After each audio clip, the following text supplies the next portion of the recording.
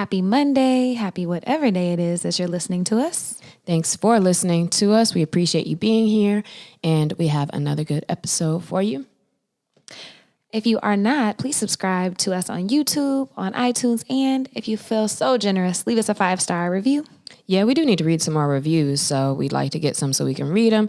So put in there the things that you've gotten out of the show. Put in there what your favorite episodes are. Always feel free to comment on an episode because we do respond to those as well. Shout out to Earl.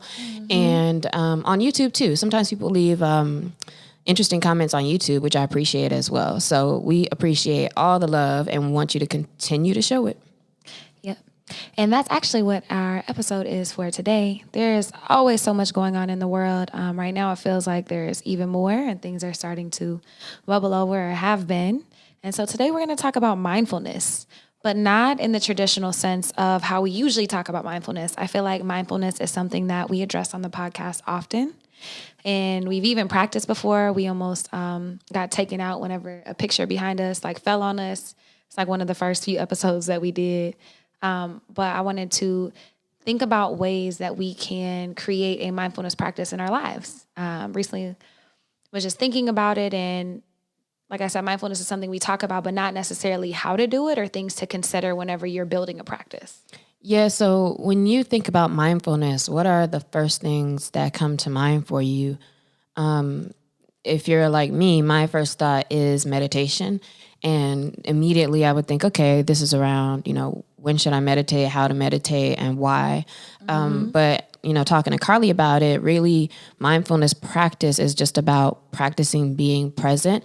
And I don't think that really does have to be, just put in the box of just meditation. There's other things you can do and be considered practicing mindfulness, right? Yeah, exactly. Everybody, whenever I say mindfulness, I think probably almost everyone pictures probably like a little Buddha figure or somebody sitting down in lotus or cross-legged position with their hands, like the thumb and the finger touching. If you're watching the video, you can see me doing it. But if you're not, I'm explaining it for you. But that is not the only part of a mindfulness practice. Mindfulness is anything that brings you to the present moment. And a lot of people, they can do mindful walking, mindful reading, mindful journaling, mindful eating even. There's ways to just fully enhance your present moment by bringing all of your senses and your awareness here. So that's really what mindfulness is the practice of bringing yourself to the present moment. So being mindful is synonymous with being present. Would you say that? I don't know if I would say that. That's an interesting thing to think about synonymous. I think that being mindful is a way to bring you back to the present moment whenever you notice that you might not be here, or might be distracted, or might not fully be present. I think mindfulness is a practice to bring you back, or a practice of being present. But if you're mindful, you're present. Is that not right? I guess, and maybe it could be an oversimplification. And that's what I'm kind of trying to do is just understand, all right, when I'm being present, I'm being mindful because I'm being mindful of what's happening right now. I'm being mindful of my surroundings. I'm being mindful of the present by being present. Excuse me, I had something all in my throat. So, I think that we think about that most with meditation because we feel like you have to be super quiet, super still, and that it's supposed to be time to have conversation with yourself in some type of way. But to your point, when you go running and you get into automatic, that can be something that is, just feeling good in that moment of movement. Probably you would say with yoga that has total mindfulness aspects to it, right? Isn't that the point of yoga? Yeah, it's to bring you into your body. So feeling how my body feels at the present time as well? Yeah, it is. So yoga is people think about yoga and they always associate it, I would say more so with meditation and things, with when yoga is just supposed to bring you back into that. It's like the sister science for Ayurveda, which is food and different practices about your body. This is a very oversimplification of Ayurveda, but it's a practice of your actual body. And so yoga is more for your mind. And then I think I was trying to connect it to being present and what that definition really means outside of saying mindfulness in other terms that may be new to some people. Because with anything that we say we want to practice or do, I feel that it's important to have some type of an outcome in mind, or what's my end goal, right? If I'm being mindful, what am I doing it for? Not just for what does that make me feel right now? It may comfort you, make you feel less stressed, etc. But like, how do I know when I've like gotten to this endpoint, or is there an endpoint? I don't think there is. Just like this journey to personal development and self-growth and self-love. I think it's a lifelong journey. And we're here for as long as we're here. We're in this journey, hopefully, working to become our best selves. I think the outcome then, I think there still could be an outcome. Oh, no, now. absolutely. But I was about to say the outcome though, and I love talking to people who like haven't been quote unquote trained or things in mindfulness. Cause I think a lot of times whenever you like go to school for or get trained by, it kind of puts parameters on things, and people asking questions who might not have had that always opens up a new perspective. And it's like, wow, like I haven't thought about that in a long time. But I think the outcome is when you're in the present moment, you're able to more fully enjoy what's going on around you. You're not being, caught up in the past or the future or what's going on. You're able to, by being present with yourself, you're able to understand exactly what you're going through, how you feel. And then it kind of leads for me to like a wisdom and like what you need in that moment and the opportunity to actually do it because you're not being distracted. Yeah, but I think what's interesting about this outcome you're trying to get to with mindfulness is that it's almost like a peace and calm and not thinking about trying to be mindful, which is like, do you just all of a sudden look back like, oh, like I haven't, what is that still like? How do you recognize it? Or how is it just like, oh man, if I feel happy and I feel peaceful and I feel good, that this is just the space that my mindfulness has helped me to get to?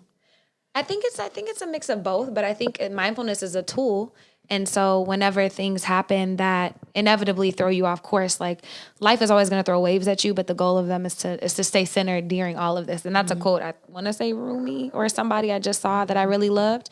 And so it's a tool to help you be able to maintain your peace and calm no matter what's going on around you. Because that's really what yoga is too. It's like no matter what pose or whatever's happening in your body, you're always able to maintain your breath. And that's the only thing in life we can actually control is how we respond and react to things. And then as you practice mindfulness, what is it that is disappearing from your mind or from your life? And I'm asking that because I'm thinking about, on a scale or a spectrum here, how do you kind of know, like, if you're like, I'm mindful versus, sometimes you don't realize how much chatter is going on in your head or like that type of thing. Like, what is it that you can see less of and know that you're doing better? Yeah. So ways to kind of measure progress, like with this mindfulness practice. So one is like less, and you mentioned chatter, it's like mental chatter. So less chaos, I guess, in your head.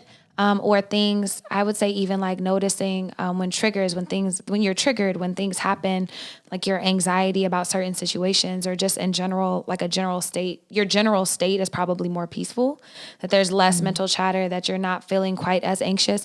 And if you are, that you're able to recenter yourself in the moment and it kind of dissipates slowly.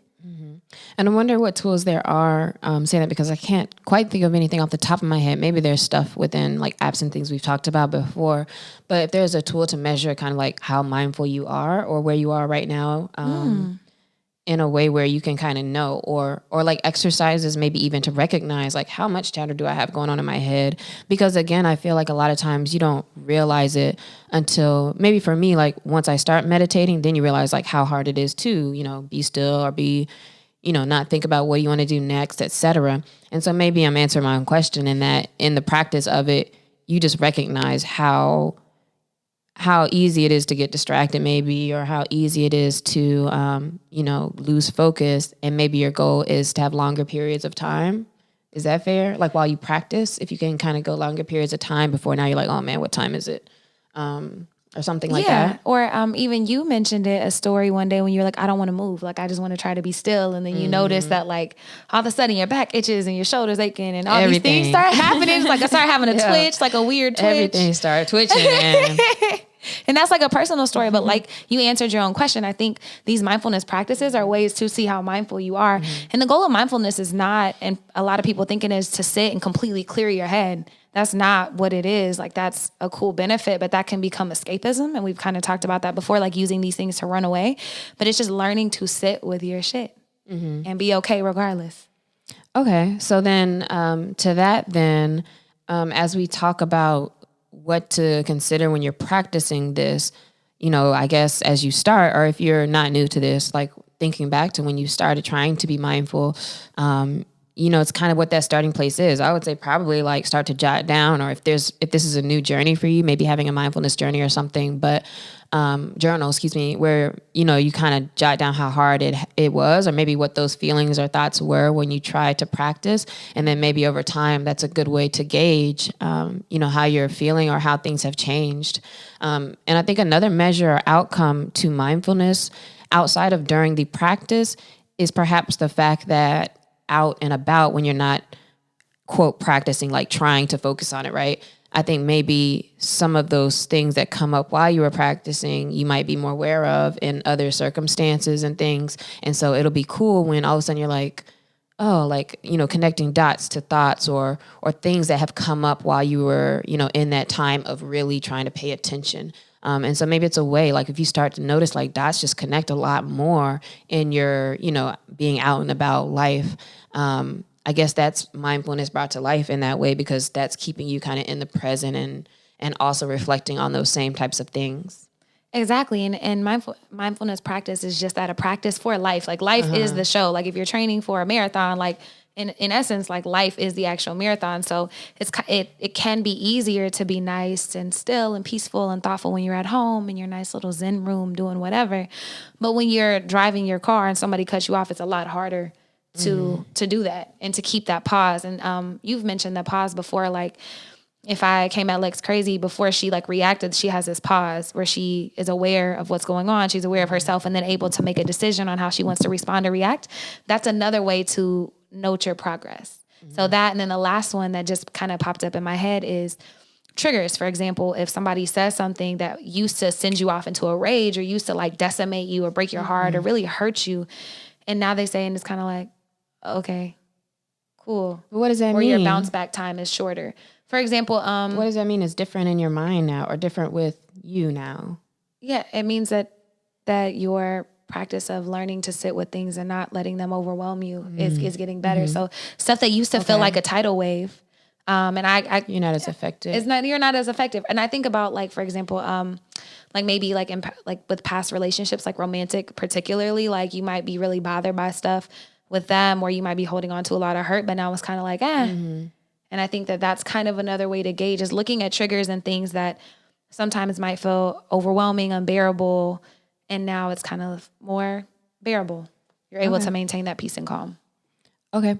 So are we ready to go into how to practice it? Absolutely. So now that we've kind of discussed what mindfulness is, it's not meditation. Meditation is one facet of mindfulness, but learning to be present. I thought it would be helpful to share some tips to help you build your practice. And the first one is to be intentional. And that means be intentional with your time, space, and your effort. Yeah, just like with your time in your planner, you're planning for your meetings, you're planning for things that you have to do. It's very easy to think like, okay, I'm going to start meditating, or I'm going to be mindful, or I'm going to go to the gym, anything, right? And if you don't carve out time intentionally for it, then what you're saying is, sometimes I might do it, sometimes I might not. And, or you can see yourself getting to the end of the week and you haven't really done that thing. And so a big part of it, I think, is really structuring a time, especially if it's something new for you, to put down a time and try to make it like the same time every day, but like setting aside a specific time that you are going to practice meditation, or let me keep saying mindfulness, because maybe it's your morning jog or your morning bike ride or something, and the particular space and the effort. So like really define it for yourself, if that makes sense. And what are some ways you can help define it for yourself, whether that should be active or maybe sitting down and meditating? I would challenge you to try different ways. So I would challenge you to sit still and to meditate. I would challenge you to try one. If you take morning walks with your dog, like this time, instead of being on your phone, maybe leave your phone at home and you try to just be present in the moment. Or when you're reading, like whatever you currently do, the easiest way to integrate a new habit is to build it into what you're doing. I would argue against the reading though, because I feel like that's kind of like a combo. Like you're really like reading something and processing it. So maybe like, But when we say like running or walking with your dog, that makes me think like usually, when you're running, you're just having thoughts in your head. So it can still be a time to pay attention to what those thoughts are, or to really catch what you're thinking about and looking around instead at, that tree and, that sign and things like that. But I would say I wouldn't maybe, and even journaling, I don't know if that's being mindful, because I think you could journal about your mindfulness, but I would like to say you should keep it in your head. What do you think about that? Well, I wouldn't say keep it in your head. I would say those are very fair points with journaling and reading, because you can just be aware, like you can be in there having a conversation with the person in the book or having a conversation with yourself instead of just sitting with even like listening to music and stuff. That I would not consider that mindfulness, because Exactly. you are having like interaction with reading, listening to some other words or something else. Yes, I would agree with that, but it's not just in your head, because you can mindfully eat, and there's a really cool, like if you type in mindful eating and Google it, I'm sure there's a YouTube like video. something I need to look up. It is so freaking cool. I got to do it at USC. They have like a USC mindfulness club, which is awesome. And one of my professors from the B school is like actually one of the founders. He's not a monk, but like he is a, like, I don't want to say world renowned, but at least a Los Angeles renowned mindfulness professor. But he also teaches in the business school, which is really cool. And it's an awesome mindful eating thing, but you're experiencing it with yourself, and someone's just kind of guiding you through it. So it is different, but it is with your body. And so I would say you can be mindful with your body, but for things, You can have guidance, yeah, but not. I think that's different than like consuming or having like a back and forth. Agreed. So when thinking about how to build a practice, being intentional with that time and with that space. And if you want like to build consistency is the best way. And so looking at your current routine, like how can you build it in? If it is in the morning walking your dog, if it is like as soon as you get out of bed going to do that, you had a great point about thinking about the space when you do it. And I don't know if you want to share that or wanted me to. Oh, sure. So I think when it comes to the space where you go, that it should try to be the same space every day. And we talked about this in our environment episode, I believe, like your personal environment, that it's important to know, like, your mind is already associated with sleeping in your bed or other things. Your mind is associated with work if you're sitting at your desk, perhaps, and wherever you are in your home, right? And so one thing with your space to consider is to get up, if this is something in the morning, I guess, and to go to a space in the same space every day, to almost condition your mind to know when I come here, this is where I'm really focused in on my own thoughts. And to also make sure you block out all that extra stuff. So whether you have noise canceling headphones or what do you call the little things you stick in your ear to cancel out noise? Yeah, plugs. Try using one of those sleep covers. I've done that before. Like if it's sunny, because you know how you can kind of still see like the red through your eyes when you close them. Don't have the coffee going in the morning yet. Like for me, sometimes I would try to cheat and I'll be like, all right, let me get started. Like make the coffee and then go sit down. And like you really get distracted because you're smelling coffee or, you know, like your stomach's starting to react to those outside things versus you paying attention to your mind. And so it's really like just blocking kind of everything out. But I would say that about space, making sure it's a separate space that you can kind of dedicate, and that could be like your special spot. And I like that a lot. One of my clients is building a Zen room in her house, which is why I use it. And I like love it. She's like really excited about building this really thoughtful space for her just to grow and heal and do whatever she needs to do in that space. I would also challenge you, like whenever you're doing that, to sometimes think about possibly doing it like out on your balcony if you have one or something like that too, because it's like almost a challenge for me. So I do have a special space that I do meditate, and I think it's really important to have that. And I also challenge you to maybe mix it up sometimes just to see if it's different and to see how it's different and how that could affect your practice too. Yeah, that's a good point, because before we got to this thinking about like which way you should practice, it's, you know, paying attention to what you were able to do, and that's why I guess it was important we talked about outcomes too. So, you know, like, all right, what is it you're looking for to know if this is good for you or not? But with everything that you do, try it and see how it goes. But also I think, I don't know, that's kind of difficult because sometimes it's just you and like, it's just hard to actually be mindful. And so I think if you're a beginner, and correct me if you don't think this is fair, but I think if you're a beginner, you really should try to start with the like sit down somewhere, you know, and not necessarily like trying to push it and do everything, you know, different ways, but try with the sitting down first, because I think low key, that's the hardest thing to do. And at least that will give you a good point of like where you're at with the chatter and stuff. Yeah, absolutely. And when I agree with that 100%. And I would say when trying different things, like maybe try a week straight of just sitting And then the next Yeah. week, try integrating with running and just noting down the differences, like writing down in your mindfulness journey, like what are the differences? Did I feel more mindful? Was I more distracted? Like which one do you like? And your body, if you take a moment to listen to it, it'll tell you. You'll know. You'll know where you need to be. You just have to listen to yourself. But that's the point of sitting down and being mindful. Okay. So once you've created a structure for yourself, some things to try, time to space out, now it's kind of what are those tips for actually being mindful? Like in this time, what can they start to do or what should they be looking for? So the first thing is just noticing who you, like how you are, like what comes up for you. Like when you take that time to sit down, you've been intentional about it. Now you're sitting there. What's coming up for you? How do you feel? What does your body feel like? What does your heart feel like? Where are you? And how do you feel? Like that's the first thing I would say, tell you to look at. What types of things can come up or what types of things come up for you? Everything. Sometimes it's like, imagine throwing a million ping pong balls in like a box and just shaking it around. Sometimes my thoughts feel like that. My mental chatter just goes crazy the moment I try to sit down.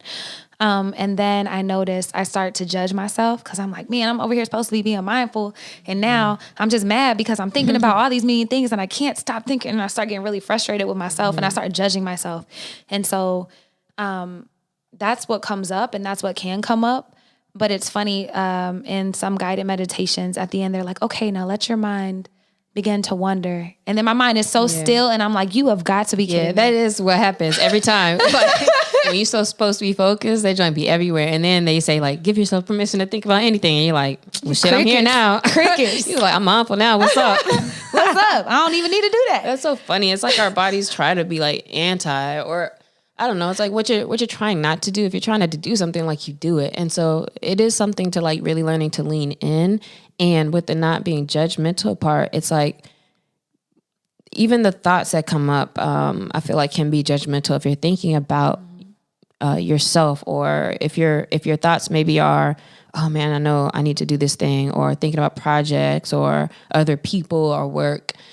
To catch yourself, look for those judgments, like look for you making things in a bad or good and saying like, oh, but I'm not going to judge that, or just catching it like, oh, no, that's kind of being judgmental. Let me come back. And I think that you just start to catch it. You realize how judgy everything you say is. Like, I feel like it gets really bad actually. Or when you feel like, you may feel like you're a positive person, but it's like you kind of start to notice like this is a lot of like lack talk or kind of negative talk, I think a lot of times in that. And for me, when I have tried to be mindful, there has been times that I noticed like all of a sudden it clicked to me like, man, all my thoughts were around like things I'm working on, which kind of goes back to some of our previous convos about like, is it really good to be this like, oh, I always want to be better type person? Or like, where's the line between that being like the problem and then those things actually not really being a problem? But like, just to think about all the things you're working on and then all of a sudden you feel like overwhelmed or stressed about that. And it's just too much. And so like, and one day when I finished, like I remember writing all these things down and I was like, I'm recognizing that I'm actually framing a lot of my thought processes negatively instead of positively. So like, sometimes I would just really remember that and then be able to look at it and like try to switch that around or at least identify like if I say that or hear that again from myself. Yeah, and I really like that. That's also a great tip is if you notice certain thoughts keep coming up or the way you're thinking things is to write it down so you can look at it. But that's the second step. So the first is to be intentional. The second is to observe without judgment. Like your goal here is not to beat yourself up any more than you already do. It's to just learn where you are and give you a point of awareness. Yeah, I think you're right because it gives you keys about like what you think is important. And then sometimes that doesn't match with what I say or what I want it to be. So then you recognize like where you need to go or where you need to get or okay, I thought I was here, but really my thoughts are all keeping me right here. And so it's really like exploring for yourself, which doors you kind of need to break through. Exactly. It's about just being aware. And so when I said like figuring out where you are, that's giving you inclinations. Like even if you say one thing, like this is really where you are and how to move forward. And I like Alexia's thought. So whenever you do notice yourself being judgy, whenever you notice that you might be coming from this mentality of lack or even having like a negative perspective about something, it just gives you a chance to, think about it. And then afterwards, maybe try to change it. So now you're more aware of like, speaking from lack, oh, I ain't got it, fam. I still ain't got it. Everything always goes wrong, whatever. Now you can start to change that. I don't have it yet, but I'm getting it, or I already have it. And just noticing where you can change those things to be more peaceful and to feel better and more in alignment. Another tip, which you kind of started to give earlier, would be to make sure that however you practice mindfulness, that you do take time to be still. And stillness is, I think, so important. I've recognized more recently how important it is just because I didn't realize how often I was not doing it, which is like never. And so it's like, oh, that sounds mad simple, but then to actually pay attention and realize how much personally I use movement as a distraction from present, as a distraction from feelings, as a distraction from uncomfortable something, then now I realize like, oh man, like I have to really like, even like on FaceTime or like doing anything I do personally, like I always have to be like, oh, I'm going to sit down. And then I sit down and then my friends make fun of me because 2 minutes later I'm like walking in circles again.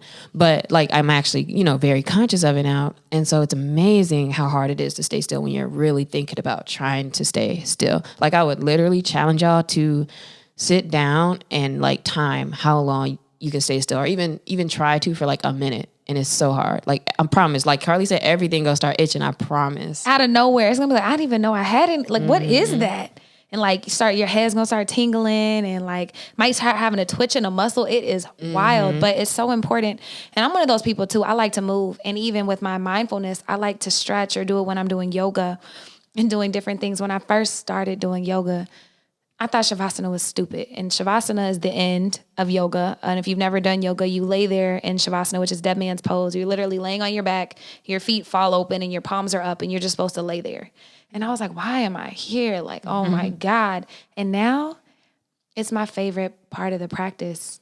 That's where the work is done. Like yoga just gets me to a place. Like I started doing yoga because I felt like really sad and I was going through a breakup and I was going through this life transition. And just the work in my body helped me to process my emotions, because emotions can get stuck in your body. But then at the end in Shavasana, all these times I hated it, I just started bawling. Like one day I just really just like released and I was like, oh, I get it. Like this is the moment. Yoga, like that's cool. These poses aren't the work. This is the work. Like this moment when you have to lay there with all of your emotions, with everything that's going on around you and still be present. You can't run away from it because you're in the middle of a class. Like that's when I realized that's how important stillness is. And I would say for the pandemic, everybody that I've talked to, like all my friends and checking in on everybody, has had a lot of growth and revelations in different areas because they've been more still. And this because we physically couldn't be out the house and couldn't do different things. And so when you've been running from things for so long, when you finally stop, they all smack into you. And you have a chance to be face to face with all of them. So I challenge you, even if you're like me and you want to do like running meditation, running mindfulness and all these things, at the end, still take a moment to be still and to let the work sink into you. I promise you'll come through and be like, wow, I had no idea that I felt like that, or wow, I didn't know I needed to heal from that. And it's just amazing how those things come up. Mm-hmm. And I think considering that when you're doing an active mindfulness, like yoga, for example, remembering that it's not just like you're being active and thinking about your thoughts. The mindfulness is in the mindfulness of every single movement. And so that's different than like if you're practicing mindfulness, if you're trying to meditate, for example, and be still, when you start moving and stretching, then that's probably not that same type of like mindfulness with the body, but it's you trying to like, I want to do something. I think even with that, like catching yourself where, is it mindful if you're really like feeling your heels hit the pavement and trying to, feeling through your body versus, when you really try to sit still and like everything is moving around. So it's different. And even back to the mindful eating, thinking about things like even washing your face. Like I feel like when you're more intentional and present in every movement, it is like way more care into it. And for some reason, like with that 60-second face washing rule, for example, they said it's not about how long you do it, but the fact that you're counting and you're being so intentional in what you're doing that I don't know how to explain, but it's like you're putting more into it. You're putting more love into like what you're doing and into that movement, and you're doing it better. You're taking better care of yourself, and your energy is going into that. And so mindfulness, I feel like bringing it back to real life is being able to do everything in that space to where I'm into this right now. I'm into this thing. I'm into this conversation right now. I'm not doing other movements, grabbing my phone, doing this or that, because I'm still am present with you or in doing whatever that thing is. And I think that's now tying it back in, because you kind of brought up that thought that that's really the outcome you're looking for, is that you don't have trouble focusing on like what you're focusing on. And that is very helpful in practicing to be still and be in that moment. Mm-hmm. And I didn't even know about the 60-second face washing thing, so now I'm gonna try. Oh, yeah. So, LA Beautyologist is her name on Twitter, but she did a video on, and this is maybe like really old now, maybe a year or longer, but she did a video around, wash your face for 60 whole seconds. And what everybody realized is everybody's like, oh, shoot, this changed my life, washing my face for 60 seconds every time. But the main thing is you don't realize how quick you really do it, that it's really only a few seconds. And until you really count, you're like, damn, 60 seconds is a long time when you're really trying to do it. Like, what's up?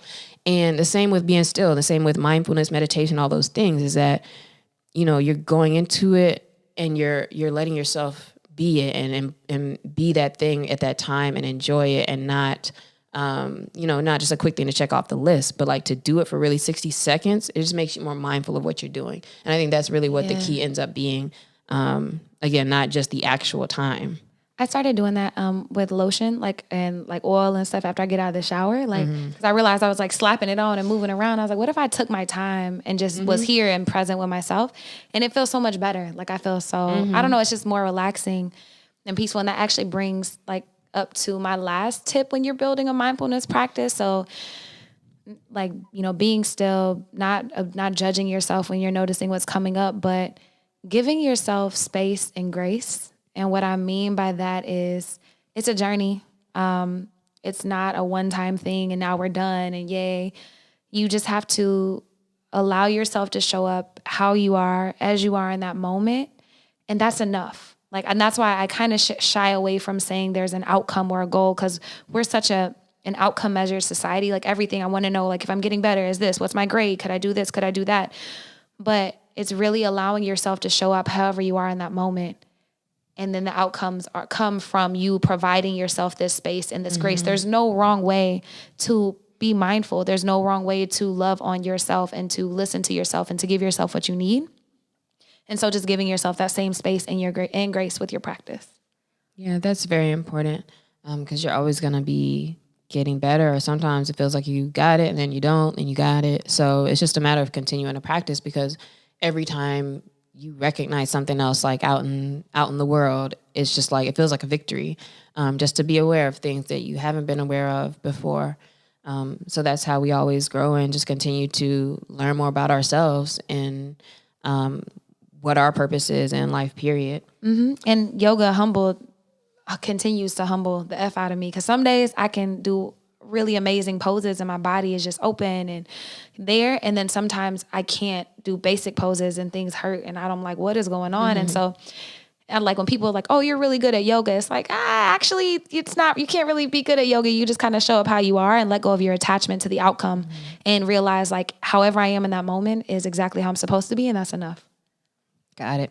So this week, we want you guys to practice mindfulness, be aware of it, time yourself, see how long you can sit still, time yourself, see how long you be washing your face. 0.3 seconds. Just like, and then you know what, like even to have like a goal for a day to like try to be mindful, like, because it is like with what we say, everything you do, right? Putting lotion on your shower, everything, like, can you really enjoy like everything that you are doing, every pencil stroke, every sip you take of this beverage or whatever it is, and just really try to be there. And I think it makes a difference, because it's like, that's what life is supposed to be, how it's supposed to be lived. So think about that this week. Let us know how you practice or what your thoughts are about it. And we look forward to hearing that on your feedback. Yeah, at Carlie's Couch on Twitter and Instagram, at Lextopia, at CC Fierce on Instagram. Yeah, savor it. I challenge y'all to savor things this week, like when you're eating, when you're washing your face, all of it. And then let us know how that goes. And if you have any tips or like any cool lessons, I would love to hear them. Okay. And then do you want to ask the question of the week? Yeah. Question of the week is, what's the most valuable lesson this time has taught you so far? But what is this time? Sorry, because I was trying to read it. That's why I didn't know what that meant. I was thinking this. I would say this year, like this pandemic, like this time. Like okay. These uncertain times. Yes, these uncertain times. Okay. The most valuable lesson that this has taught me, I would say, is to honor and strengthen and edify my team members. For me, I guess, because when things get difficult, or if there's a lot to do, or if things are overwhelming, it is good to have a team that is very solid, and that, things are moving when things may be difficult for you, or, if overall things are difficult for people, the fact that they're strong, like, keeps things moving forward. So for me, maybe I'll say I've learned the importance of having a very involved team. Yeah, I love it. And I also love the word edify. It's just, I don't know, I love that word. There's a lot of lessons that I've learned, but I think right in alignment with this episode, to slow down, to honestly slow down, to enjoy these moments, and to, actually take the time to follow up with those people who I was like, yeah, we're going to catch up, girl. And then we don't. If it's people that I really care about. So you've been pouring into your teammates. Like, I've been, working on my friendships, like calling people and really just being able to spend that time, because we all have slowed down. So, and learning to rest and slow down. What have y'all learned during these uncertain times? Let us know. We'll talk to you next week. Bye, y'all.